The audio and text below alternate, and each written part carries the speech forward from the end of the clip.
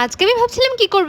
এবার দেখলাম যখন আমি অরেঞ্জ কালারের টি-শার্টটা পরে নিয়েছি তখন চলো আজকে সারাদিন অরেঞ্জ কালারের তো খাবার তার খাওয়া জন্য যাক। ফার্স্টেই চলে গেছিলাম একটা মুদিখানার দোকানে। দোকানে গিয়ে আমি কিনে নিয়েছিলাম একটা কুরকুরের প্যাকেট, আর সেখান থেকে আমি কুরকুরে খেয়ে নিলাম। আর তারপর আমি চলে গেলাম সোজা রামপ্রসাদের লস্যির দোকানে, আর সেখানে গিয়ে একটা ম্যাঙ্গো লস্যি নিয়ে নিলাম। আর এটা খেতে খেতেই আমার অরেঞ্জ কালারের একটা ফুড খাওয়া তো হলোই, তার সঙ্গে সঙ্গে আমার মনটাও ঠান্ডা হয়ে গেল। তারপর আমি দেখতে পেয়ে গেলাম একটা অরেঞ্জ কালারের লাড্ডু, আর এটা আমি দোকানে গিয়ে বলতেই দোকানি নিজেও হেসে ফেলেছে যে অরেঞ্জ কালারের আবার লাড্ডু, কিন্তু তার সাথে সাথে আমার একটা অরেঞ্জ কালারের ফুডও খাওয়া হয়ে গেল।